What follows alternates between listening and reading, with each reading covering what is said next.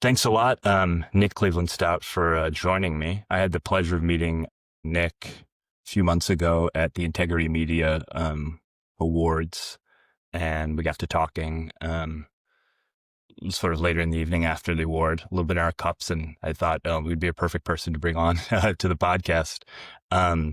Nick Cleveland-Stout is a research fellow at the Quincy Institute for Responsible Statecraft, and he's recently written a whole batch of articles, exposés, and reports on the role of money in our political system.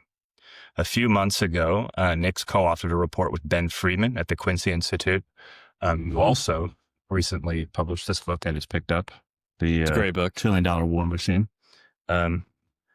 These, I guess you call them white papers, are about the role of foreign government funding of Washington think tanks. But your most recent work has been on the role of Israeli influence operations. It's really been at the tip of the spear of reporting and exposés, similar to work done by the Gray Zone.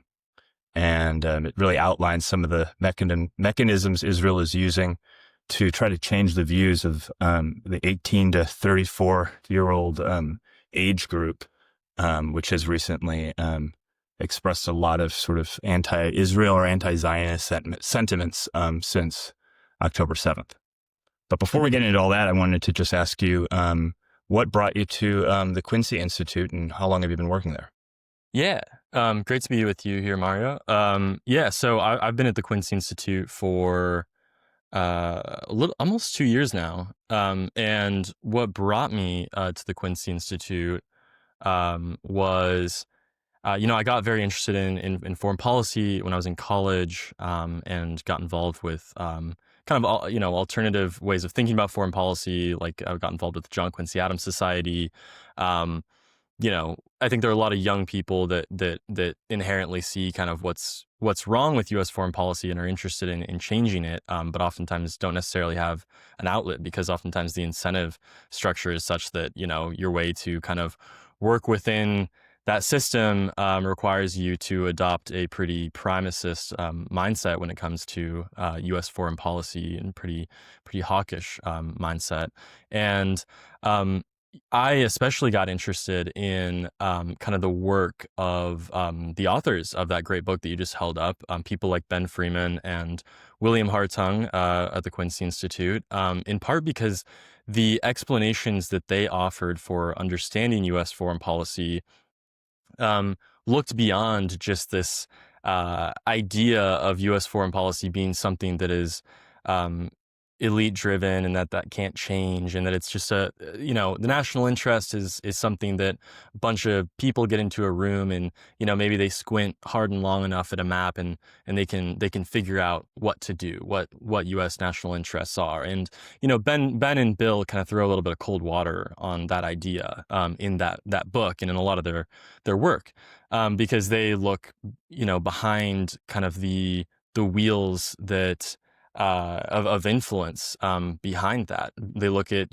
lobbying campaigns. They look at the role of money in foreign policy. They look at the that incentive structure that I just talked about. And so I got drawn to their work, and in particular, I wrote my college thesis on foreign influence, and kind of got obsessed with looking into filings under the Foreign Agents Registration Act database, and just got fascinated with that whole world. And so that drew me to the Quincy Institute, and first started on as an intern, and took a brief detour and lived in Brazil doing a Fulbright there for a year, but came back to the Quincy Institute almost 2 years ago now. Oh, awesome. How was the experience in Brazil?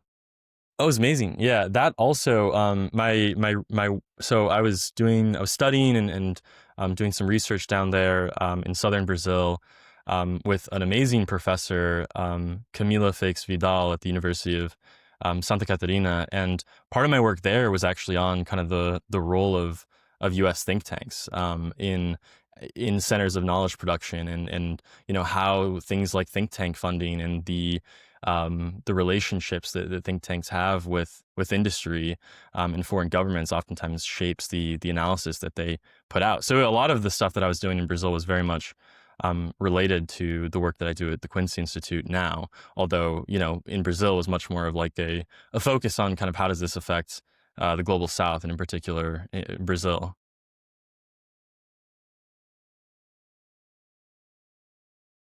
Now, the Quincy Institute has gathered together a lot of great scholars that the co-hosts of this podcast and myself listen to or read, and have been really formative for us, from Stephen Walt to John Mearsheimer, Trita Parsi, Andrew Basevich, Anatole Levin, Daniel Bessener, Lindsay O'Rourke, and I've known about the Quincy Institute for, I think it must have been 5 years or more now. But it seems like they've taken a direction now to be a little bit more journalistic and write pieces that are more of the moment and less just, articles, policy type papers, but actually things that intervene into not just policy debates per se, but actually in, how information is to be processed in the moment and how that should shape our understanding of policy debates and where the interests lie in them.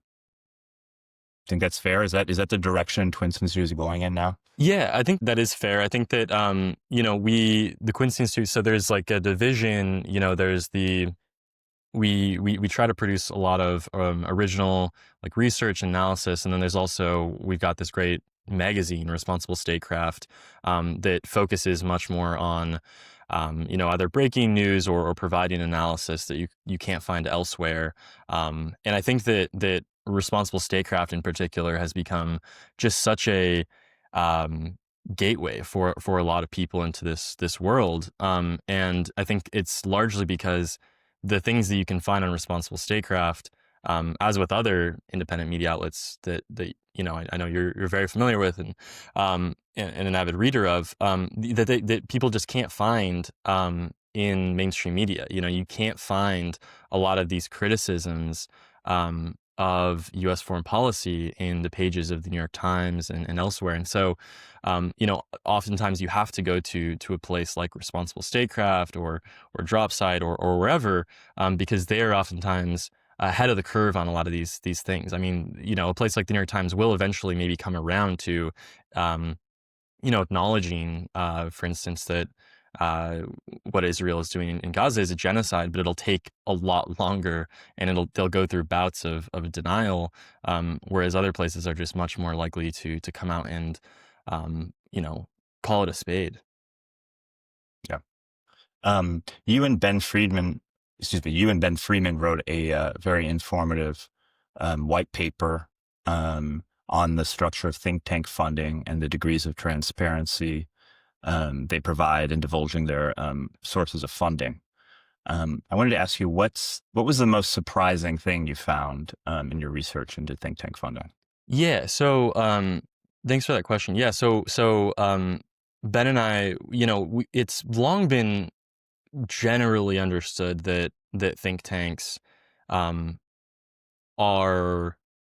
have to get their funding from somewhere, and that they're going to take some funding from corporations and the U.S. government and foundations, but it's all sort of muddled together. And what we did is we created the first publicly available database where anyone can kind of go in and look for themselves, who is funding the top U.S. foreign policy think tanks. You can look in, find the dollar amount. Okay, this is how much the Atlantic Council or Brookings got from the Emirati government or Lockheed Martin in the last 5 years.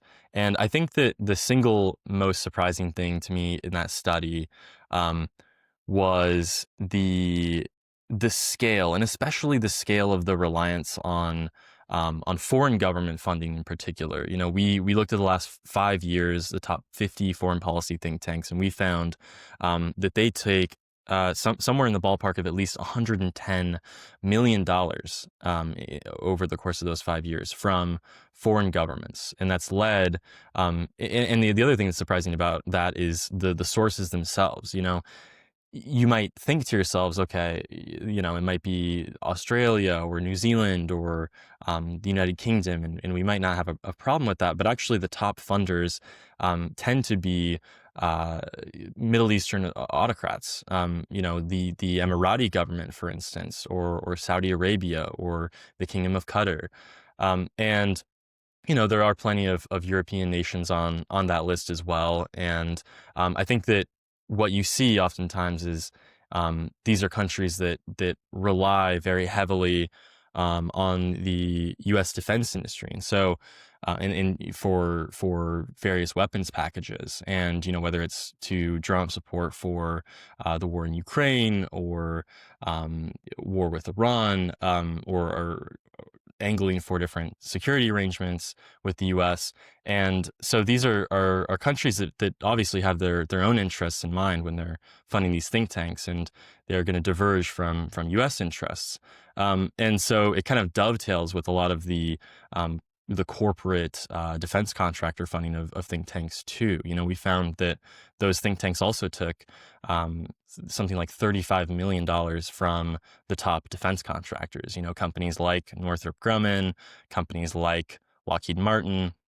And if you look at the analysis that a lot of these think tanks produce, they're oftentimes pushing for sending F-35s to Saudi Arabia, for instance, which is has been a long time goal of Saudi Arabia, and you just oftentimes you rarely see these think tanks disagree so strongly with the interests of their funders. So I think when you zoom out and look at that, you have to kind of ask yourself, this whole think tank system that we have set up, it's valuable on the one hand to have these centers that are producing knowledge and original research on the one hand, but at the same time, you have to sometimes take the recommendations that they make with a grain of salt, because even though they claim to be independent and unbiased and objective and are just looking out for U.S. national interests,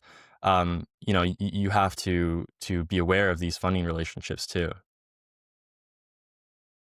I want to get into some of the particulars of that piece on think tank transparency, but I want to sort of, maybe you can help me tell a story about the evolution of think tanks in America.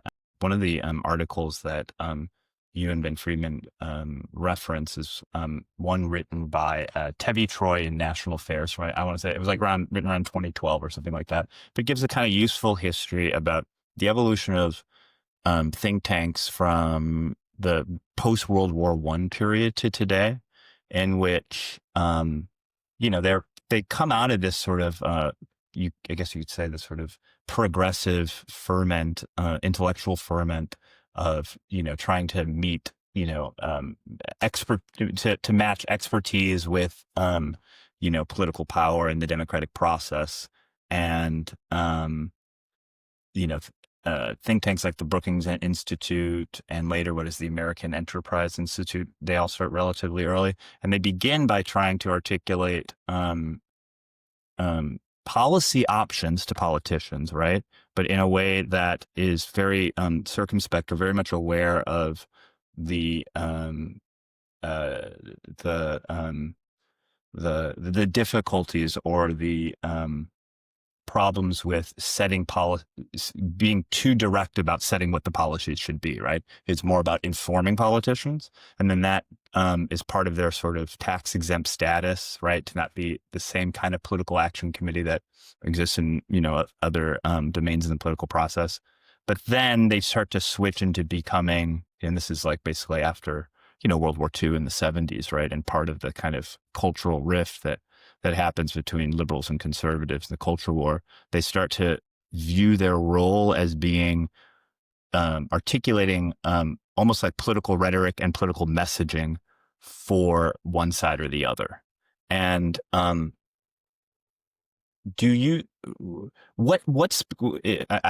kind of have basically answered my own question, or I laid out the framework for you First of all, do you agree with that? Is that the right way to see the evolution of think tanks? But do they nevertheless do some useful things? Because we're so used to complaining about them, but there really is expertise right behind all this. Yeah, it's a great question. Um, I think what's fascinating about that evolution of think tanks is that they oftentimes reflect the society that they operate in, or vice versa. Like like as and you see that over time. You see the investment in FFRD, what are called federally funded research and development centers. The most famous of which being RAND. After World War II, you have the Manhattan Project and all of these scientists who had been employed by the federal government, who were really like at the forefront of all these technological breakthroughs during the Second World War.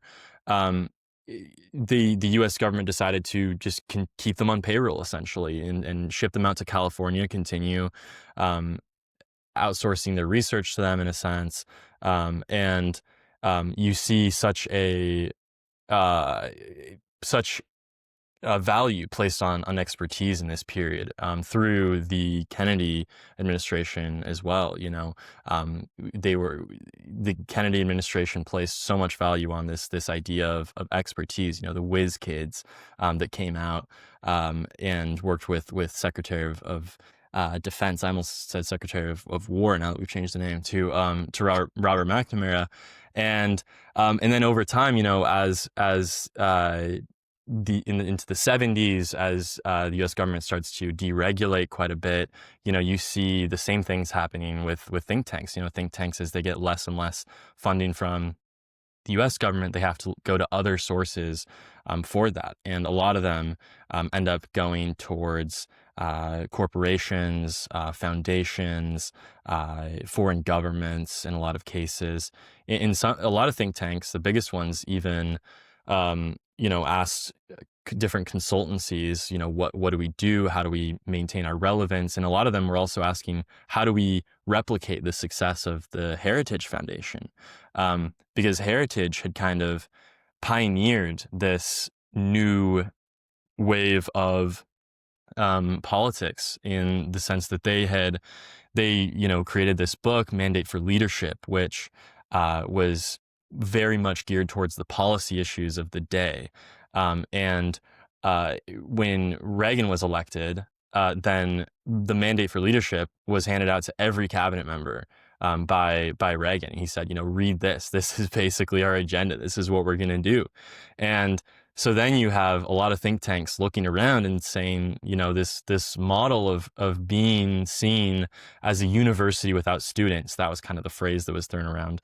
This model of being seen simply as universities without students might not be the most salient approach for our survival in this day and age. If we want to succeed in fundraising, in achieving political capital, we're going to have to lean into the policy debates of the day. And that means we're going to have to, become more politicized. That means we're going to have to become more reliant on these alternative funding models. And I think you see that continue until this day. Like that's just that trend from the 70s and onwards is just accelerated. I think think tanks very much are valuable, in the sense that they serve in an ideal world. They use evidence-based reasoning in order to serve as a bridge between academia, between media, between policymakers. They appear on TV. They talk to journalists when they need a quote. They help decipher complex legal and political language for average people, and they're ideal communicators. But, the way that it works right now is oftentimes, they just have other interests at heart, whether they're even aware of that. I think it's just the incentive structure, that it's like, they agree with a lot of the interests of the funders already, and they're hired specifically for that. And so, we want to be able to trust what different experts are telling us about these laws and what U.S. national interest should be. And I think to really do that, we do have to at least be more aware of the relationships that they have with industry, which sometimes even they'll send off, like as we've seen in the past, like they'll even allow different funders to take a look at research products and things like that before they put them out. So I think some think tanks are worse offenders than others, but there are plenty of think tanks that do really good work. I mean, like you said at the top, like I work at a think tank. I want I don't want to devalue expertise, but I think that we've seen a reaction from the general public where there is a little bit of doubt that people inherently have, or suspicion that people inherently have in talking head types that appear on TV, and it's not because the American people are inherently conspiratorial. It's that they are aware that there are some would say hidden agendas at play. There've been very few polls done on what people think about think tanks, to the extent that people do think about think tanks. But Castro and Clay, which is a consultancy in the United Kingdom, they've done a bit of polling on this, and they've found that most Americans don't really trust what think tankers have to say. And so, if think tanks do want to regain the trust of the public and policymakers as well, I think that they would be better off trying to insert their independence from a lot of these funders. Do you think that reliance on think tanks has made congressmen and congresswomen less adept at actually explaining their own reasoning for what they vote for? In the sense that if you can always rely on a set number of bullet points to say, on the floor of Congress, and you can always rely on some sort of prepackaged draft of a bill, probably provided by a think tank, then you're not really performing that like truly representative function in a kind of enlightenment sense of actually deliberating, on the House. Yeah, I mean, I think it does. I mean, there's so many problems in the way that the system works, and I think, in fairness to Congress, like which is not a sentence you'll hear me saying that often, but like, they have such limited time and resources that a think tank coming to them and offering solutions, it actually sounds to them a lot more credible than some of the other places that are coming to them and offering solutions of their own. A lot more credible than a petition from citizens, as bad as that sounds. But like, if I have to think about how to regulate, like, nuclear energy, I'm not going to rely on a petition from citizens. I need that expertise. Totally. Yeah, you're more likely to rely on that expertise, and because they don't come with this, star assigned to them of like, hey, this is a lobbyist, or this is a lobbying organization, like other people that go and talk to them on the Hill. They're also more respected because of that, and more likely to be asked to write laws themselves, or have a very close relationship with those offices. And a lot of think tanks do good work. I'm not entirely knocking every think tank or anything like that, or at a place that takes this kind of funding. But yeah, totally. I mean, you're gonna have to do a lot more fact checking and things like that if you get a letter from a private citizen, or a phone call from a private citizen, than if you get an email from an expert, a true subject matter expert or region expert on a particular issue, that also might just be down the street. You can call them into the office and get a private briefing from them or something like that. Yeah, and in a sense, doesn't that also extend to foreign governments and their think tanks too? I mean, in a way, you want to see some kind of distillation of the national interests of another country through their embassy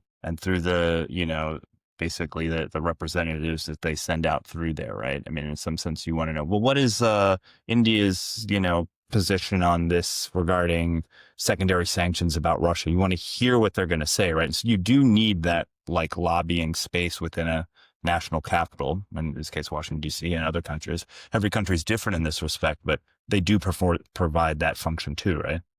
Absolutely. Yeah. Yeah. They can, yeah, a lot of these people will have expertise in country, or a much better cultural or linguistic background in a lot of these places, and they can provide that for a lot of people. And so it's a matter of trying to restore that credibility and make people.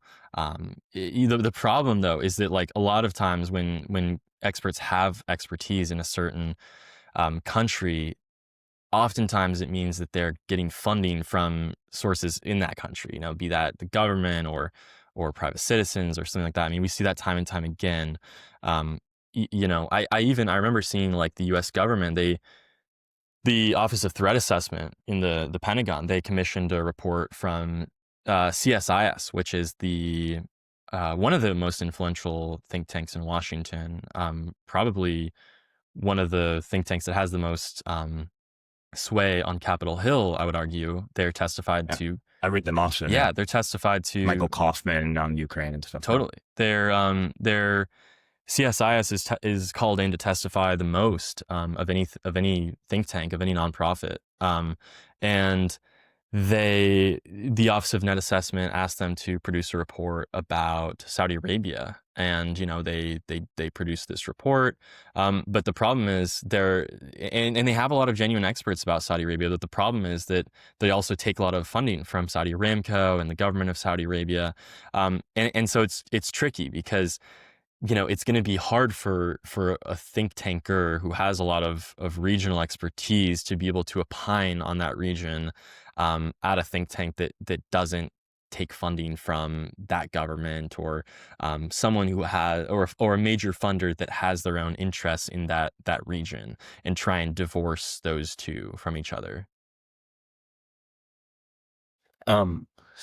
Did you find yourself in this position a little bit at the beginning of the Trump administration of seeing the defunding of USAID and seeing a lot of liberals get like very upset about it? But then, I mean, you probably know the history of Latin America. I would like send around like Costa Gavras's State of Siege and stuff, and like that's all about USAID, like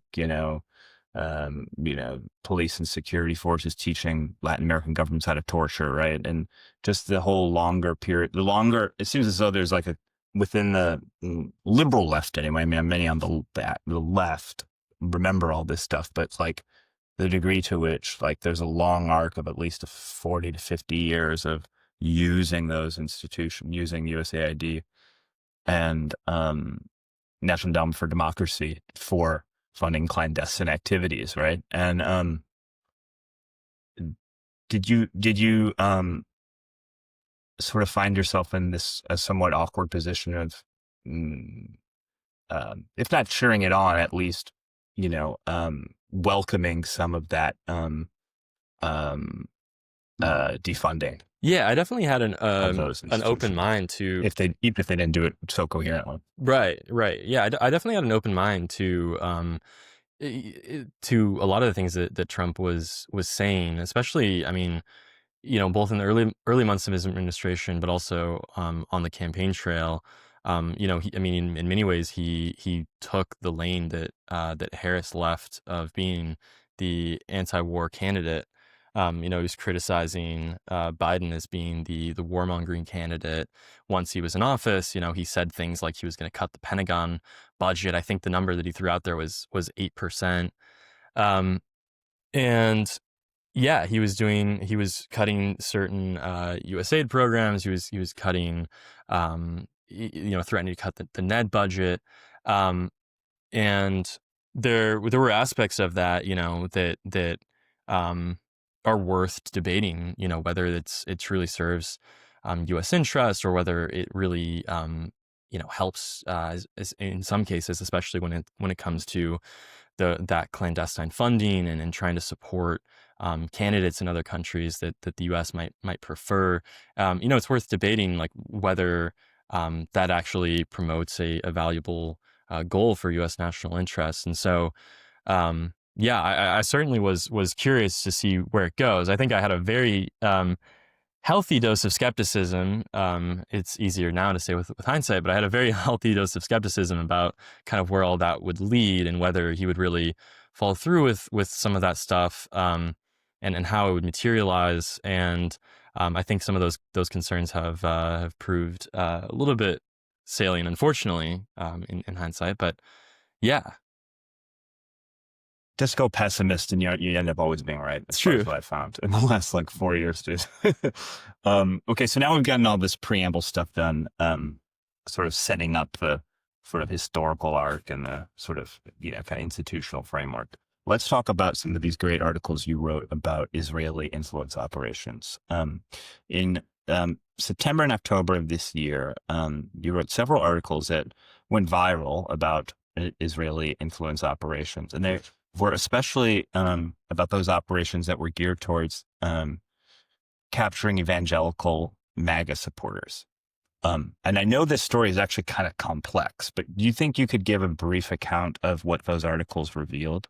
Yeah, totally. I mean, so I think the best way to tell it would be just sort of by zooming out for a second and acknowledging that for a long time, Israel has been able to rely on American donors in support for the U.S.-Israel relationship.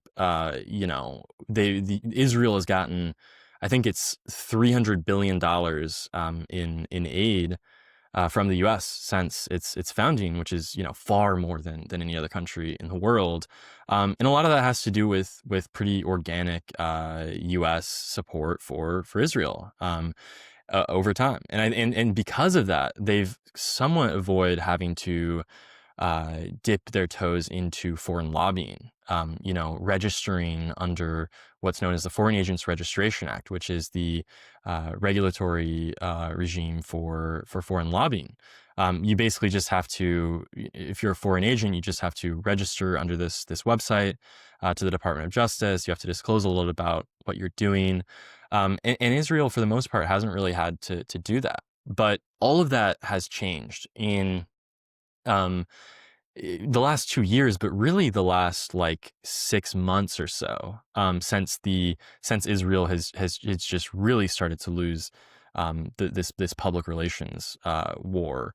That's what they would call it. Other people might say it's just sort of people seeing what's coming out of Gaza and recognizing with their own two eyes, that this relationship doesn't benefit anybody, doesn't benefit the U.S., it's just causing suffering and destruction in Gaza or destabilizing in the Middle East with wars with Iran. And so Israel has undertaken this enormous effort in order to try and reverse course.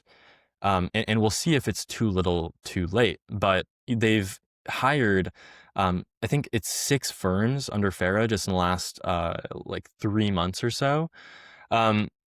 And they're doing a number of things in order to try and target those key demographics that you just mentioned. The key demographics being evangelical Christians, conservatives, and young people, because those are the 3 demographics that Israel is most concerned about losing support from.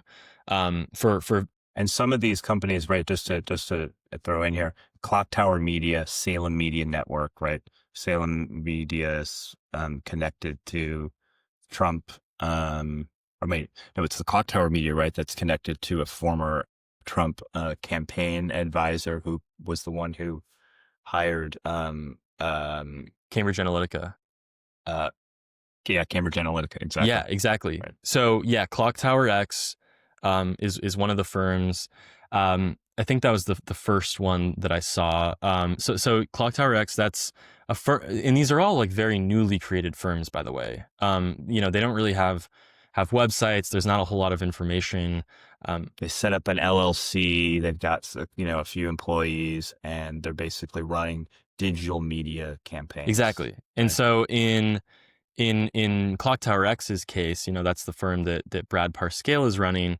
They're doing a number of things in order to try and improve Israel's public image in the U.S. Among other things, they are training GPT generative chatbots like Claude or ChatGPT in what could be the first documented case of a nation state trying to influence generative chatbots because people are starting to use chatbots in the same way that people use Google or other search engines. And so Israel is sort of I'm fascinated by this. Can I Yeah. ask you a question really quickly about this? So is the basic idea that they are purposely generating social media content or perhaps articles and other types of probably social media activity purposely so that that's part of the entire like database of what ChatGPT will then use to generate its responses to things? So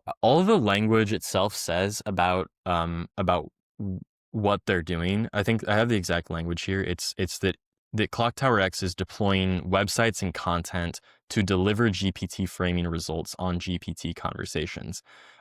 So what I'm going to say is kind of speculative to answer your question, but I think if you're trying to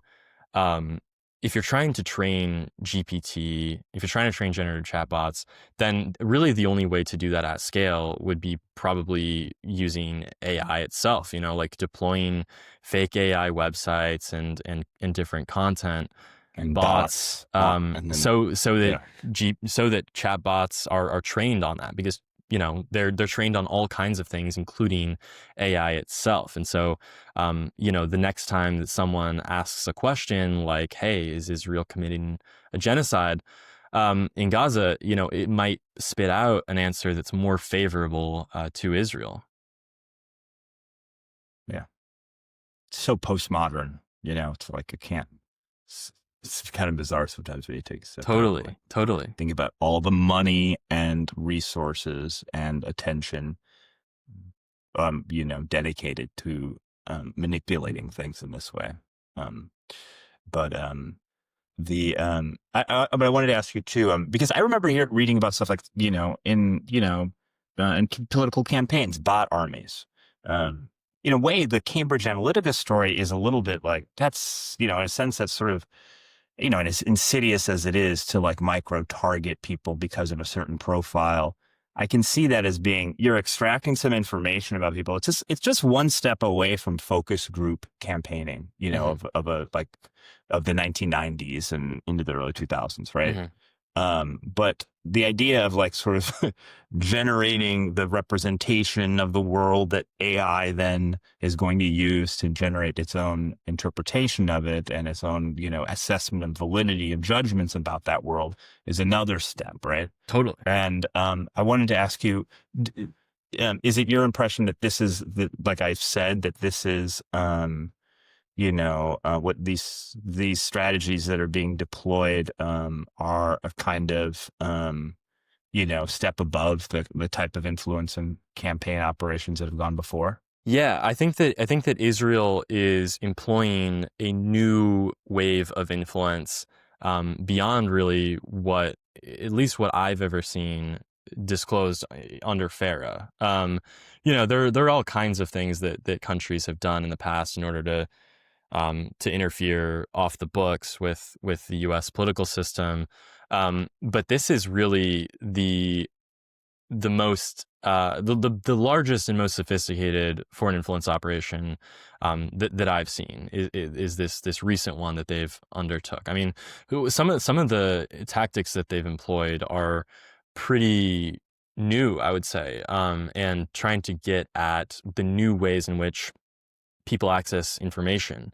Israel is also paying influencers directly. They are employing who knows how many influencers. There was at least one contract that detailed 14 to 18 different influencers that are part of this cohort of this other newly created firm called Bridges Partners, and that contract in total was worth about $900,000 over the course of 6 months, but we're seeing that there are other indications that there are plenty of other influencers that are out there that are being paid to post on TikTok, Instagram, whatever, on behalf of Israel. And that's not to mention also, like, Israel still can rely on the fact that there are a lot of Americans who believe very strongly in the U.S.-Israel relationship, despite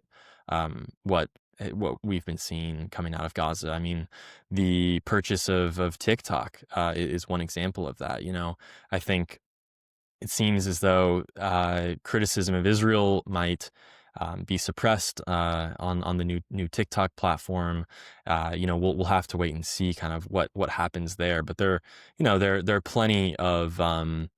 It seems as though the Netanyahu government very much sees the internet as this new frontier for battle over information and he wants to win the American public back over. I mean, he said even in front of a bunch of influencers that he gave a speech to and had a discussion with that, this is the new That was battle. such a ghoulish meeting. Yeah. I remember I watched every moment of that. I was like, wow. What was I going to say is that,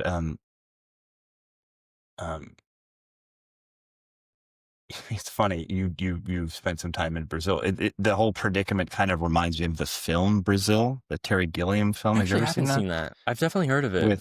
It's a great movie, but it's this dystopian film about basically living under authoritarianism, and it has what's his name, Vincent Price, and was even a cameo from Robert De Niro in it. But it's basically a dystopian film in which there is a kind of hypertrophic televisual world of psyops and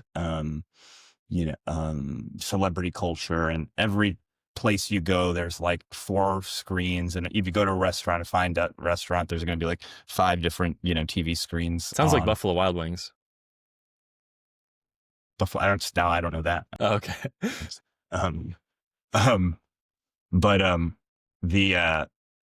It seems like that where we're going is a direction like that, where it's just this sort of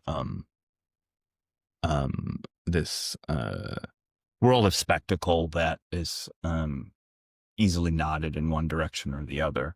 But do you think do you think it'll work? And let me put it this way. There seem to be 2 things going on here, right? And we'd be also remiss to not mention the efforts of Oracle and Larry Ellison to purchase CBS. Right. Gary Weiss is now in charge of CBS, and the role of Oracle in trying to provide all of the basic, server infrastructure for the big wager on AI, right? So we have that going on, and then we also have what's going on in the Middle East, or this, attempt to this so-called ceasefire. It's yielded another like 400 dead bodies in Palestine, and Gaza, and with a so-called stabilization force, with the acceptance of other Arab states. Now, I can see as horrible as I personally find this, UN resolution and the format of it. There have been more horrendous things that have happened in human history than Gulf states setting up a kind of enclave in this area in which there's a 2 or 3-tiered, form of society in which you have basically dispossessed Gazans living in these enclaves of 25,000 people a time, and being heavily surveilled and providing a very low paid labor sector for joint business ventures between Israel, America, and Gulf states, doing a similar thing as what Gulf states already do with South East Asian labor. And so those two things are going on. Do you think, my question after saying all that is, do you think that this can be a passable success? Do you think that that Israel can succeed in this and also get the enough support of the young generation if it proves to be a kind of, if they're able to pull off some Trump-like imitation of a Gaza Riviera? Right. I mean, I would be very surprised if this plan goes off without a hitch. And I mean, I think to answer, I mean, your first question here is like, um, you know, is this influence campaign to win people back over, is that going to work? You know, we're gonna have to wait and see, but I'm pretty skeptical. I think that you know, we've seen Israel already have to um, capitulate in some ways, or at least like respond to mounting U.S. criticisms of the U.S.-Israel relationship in a way that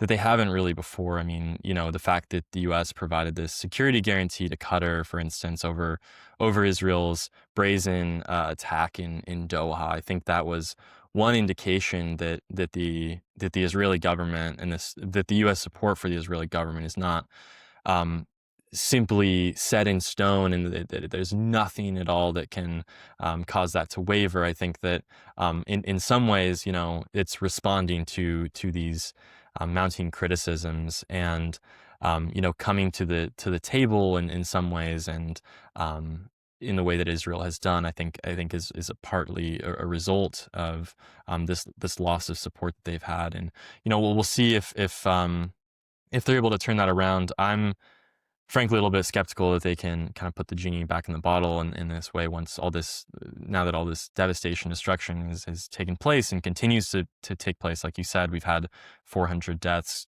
near daily bombing since the ceasefire itself. You know, I'd be pretty surprised if this plan takes place. I think we've seen a number of ambitious plans set out for Gaza in the past, and they almost always fail in some way, shape, or form. They rarely get off the ground in any way. You know, we'll have to wait and see kind of what happens. But yeah, I personally would be very surprised. I don't know if you have any other if you have a different take. I'd love to hear it. No, I basically agree with you, and especially regarding the I guess permanence of a rift of younger people being anti-Israel. And another thing to throw in the mix there too is just the extent to which American Jewish opinion bifurcates on this issue, right? I mean, it still is the case that I believe that, like, I don't know, 75 to 80% of American Jews vote Democratic and vote for the Democratic Party. And obviously I'm very much aware that, you know, liberal Zionism and the Zionism of Netanyahu doesn't have that much of a difference overall in terms of the whole historical arc of Israel-Palestine relations. But they definitely don't like the policies of Netanyahu, and Netanyahu's been it's a, you know, another you know, it's another phase. It's a big step up in aggressivity and in, you know, sort of the genocidal policy with Netanyahu than your normal liberal Zionist, right? And I don't see I can't imagine that rift ceasing to deepen without some political change in Israel. So yeah, I agree there.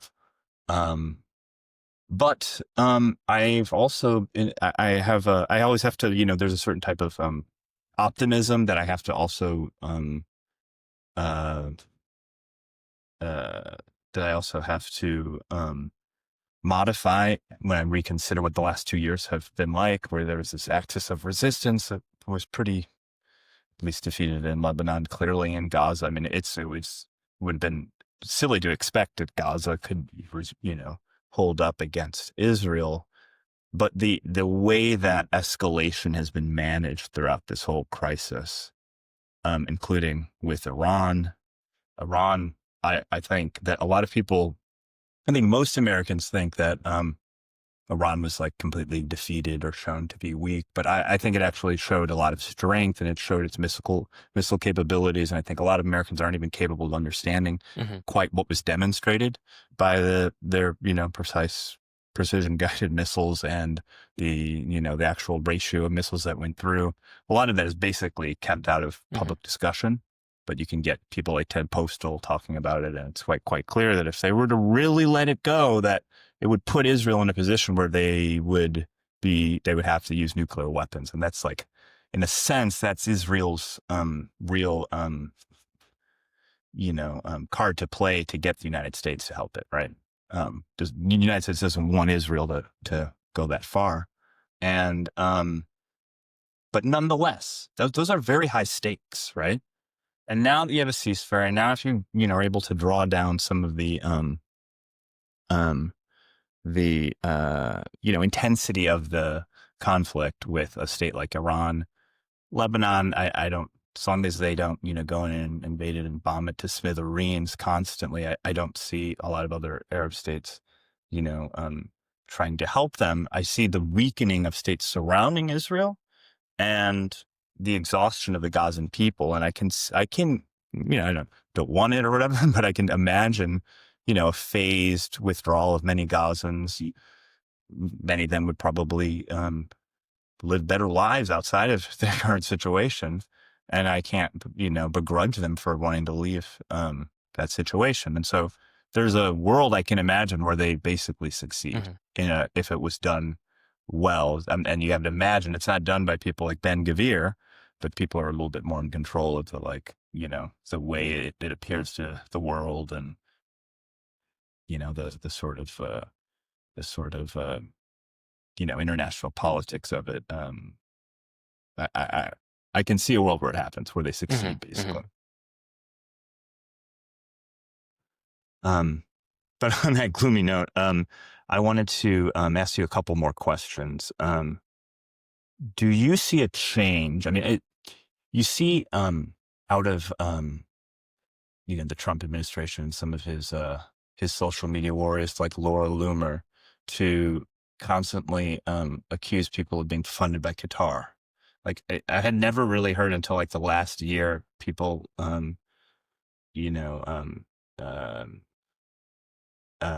labeling people as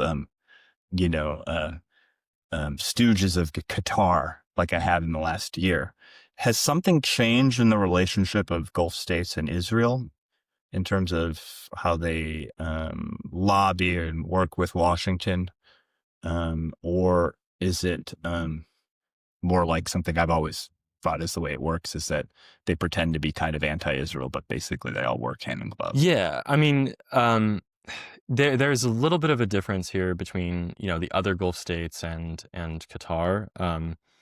I mean, there was obviously a huge rift between the GCC states in 2017, and they have, Saudi Arabia and the UAE in particular, they blockaded Qatar. Saudi Arabia even threatened to invade at one point.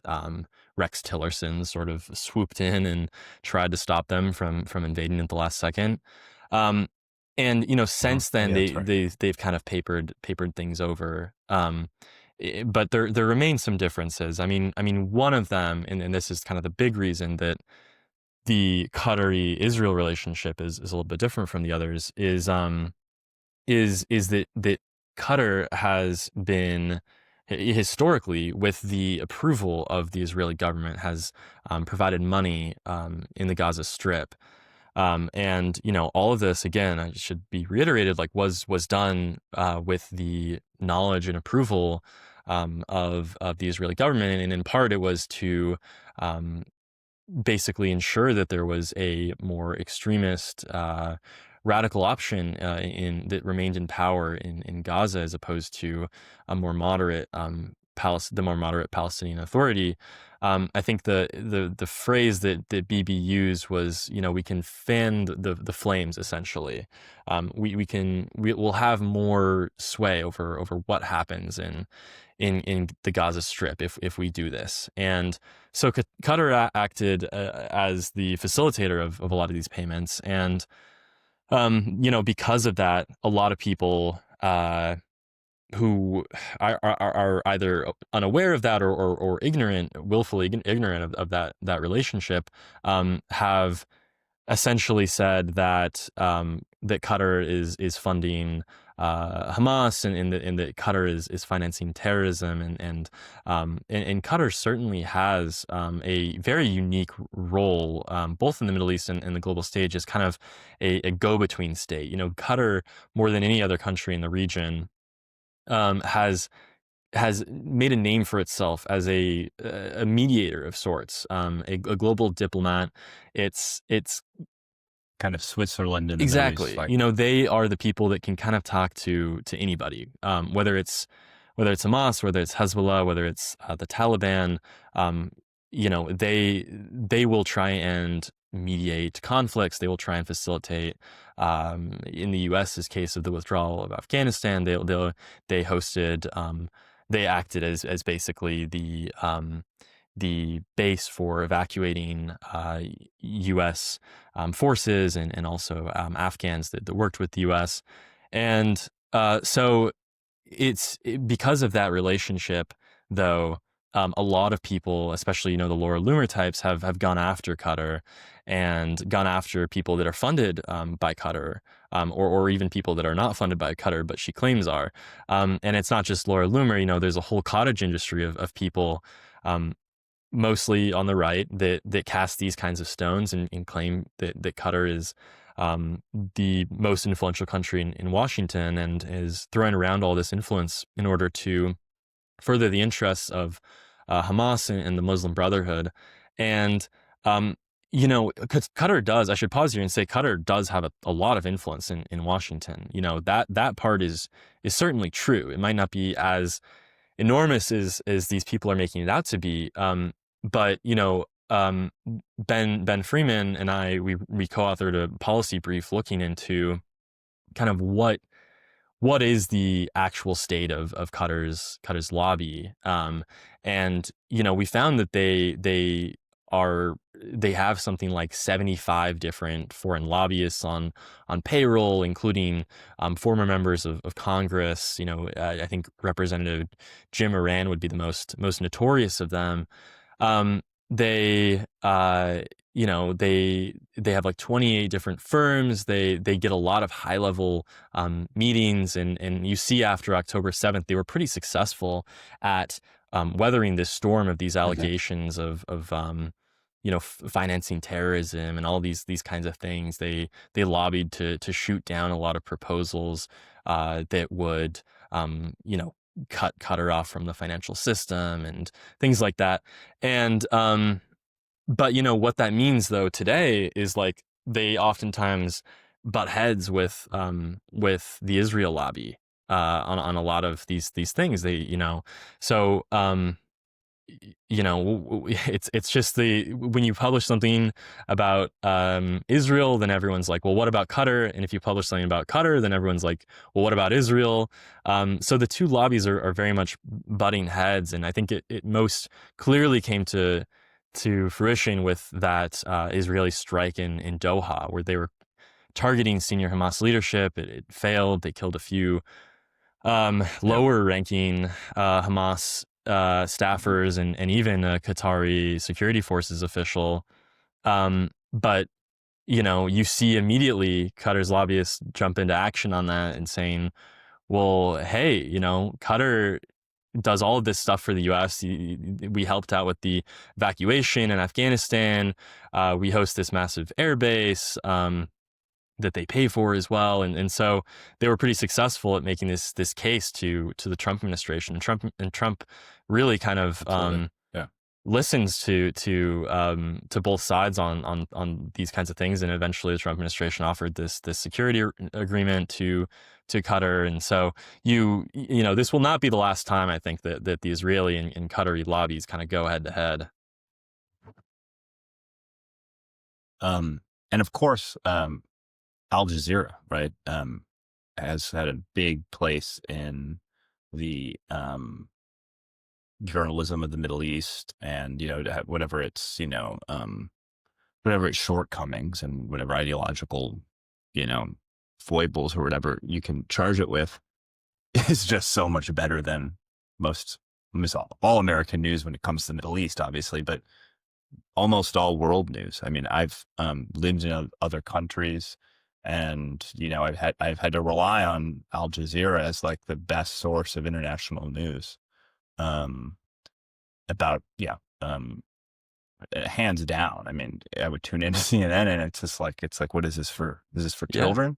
And it also has a much more of a kind of international kind of panache to it. Like it just feels like more Hmm. cosmopolitan than any of the news coming out of Hmm. America.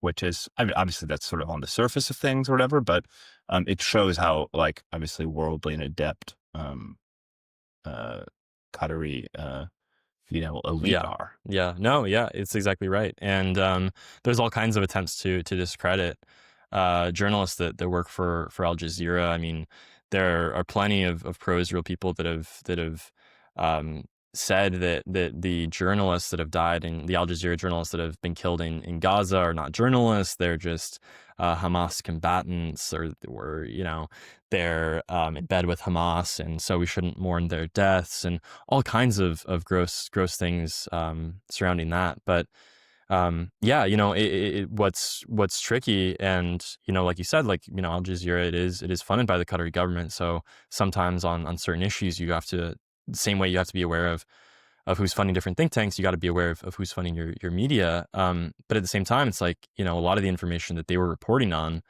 especially when it comes to Gaza, you couldn't really get that information anywhere else, especially at such a massive media production like Al Jazeera. Yeah, especially during the first Iraq, or during the second Iraq War, I should say, in 2003 on, and yeah, many of their journalists died then too.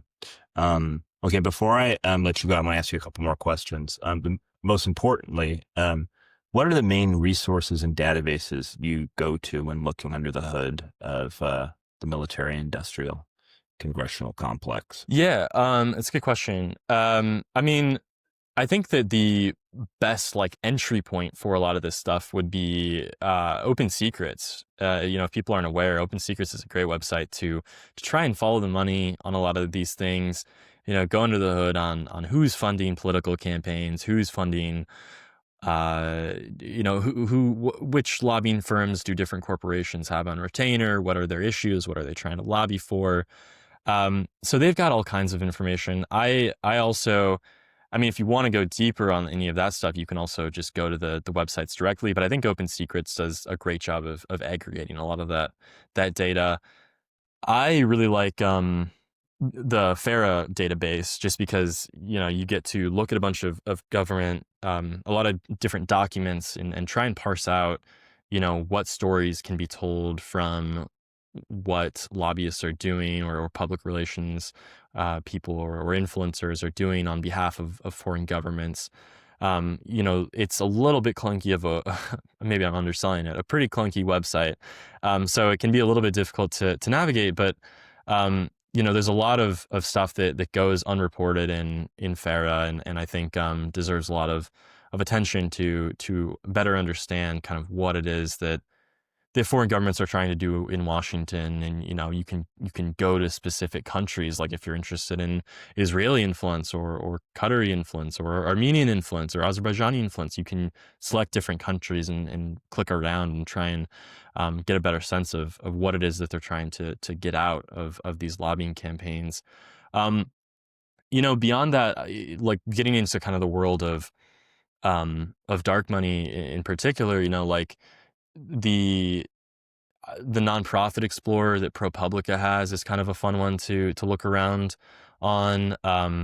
sometimes, I mean, what it is basically, and there are other websites like this too, but, it allows people to look at different nonprofits and look at their IRS tax filings and see, and they have to report certain information about, like who is on the who are the different trustees, who, how much CEOs are being paid, things like that. But also they'll disclose sometimes certain funding information, and it's sometimes fun to try and connect the dots on, who's funding a particular shadowy nonprofit or something like that. And you can sometimes get lucky and find some interesting stuff there. So those are cool. Have you ever found yourself with a tack board with like strings Like Charlie from connecting to It's Always people? Sunny. Have you ever done that? I need to get one of those. That'd be Yeah, fun. exactly. I have mental tack boards, Um, but I think it'd be fun to have a physical one. Nice. Yeah. I'm sure there, or there's probably best to have a digital Yeah. one. I'm sure there's software for that actually. What about a FOIA request? Have you Yeah. ever done those? FOIA, like my impression is that FOIAs are much more difficult in the Trump administration.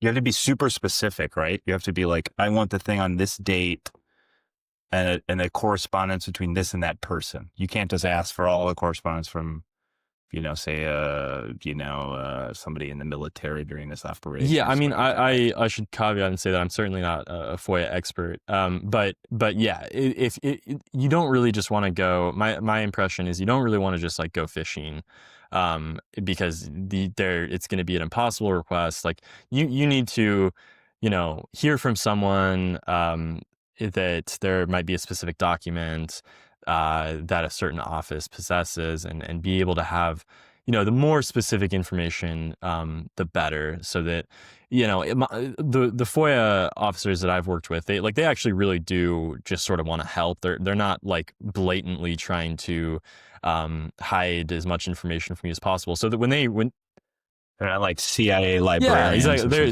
They're just like, hey, they're trying to figure out what the heck it is that you're requesting.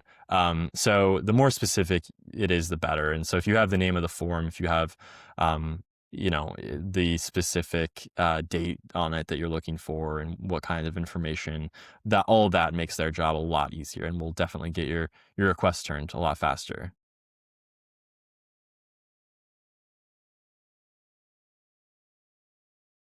Given that our national leadership increasingly looks like a gerontocracy, do you think that most lawmakers and policymakers actually understand these like new data-powered tools being deployed to shape public opinion, especially the Israeli influence That's operations? easiest question so far. Resounding, absolutely not. Yeah, Yeah, but their aides probably do, right? Like something like that. yeah. I mean, I feel like every time,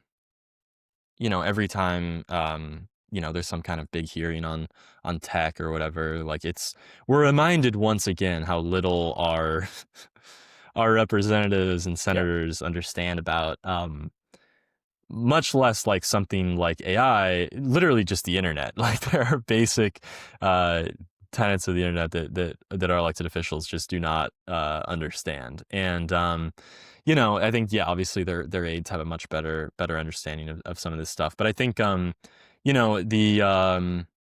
stuff around the new age influence is a good example, because FARA was passed in the late 1930s and has really not been updated meaningfully since then. And what that means is that, Yeah. Some of my great intellectual heroes were persecuted in the 50s under the exactly.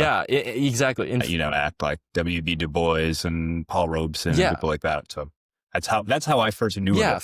FARA has been misused in many cases in the past, and I think that's certainly a concern that a lot of people have, of like, if it gets buffed up again, how can it be misappropriated? And we've even seen indications that the Trump administration could do something like that. He had a national security directive, NSPM 7, a few months ago, that sort of made reference to like going after foreign influence. And, in the same breath, he's talking about designating Antifa as a terrorist group. And so there are definitely concerns that something like FARA could be used to go after political opponents.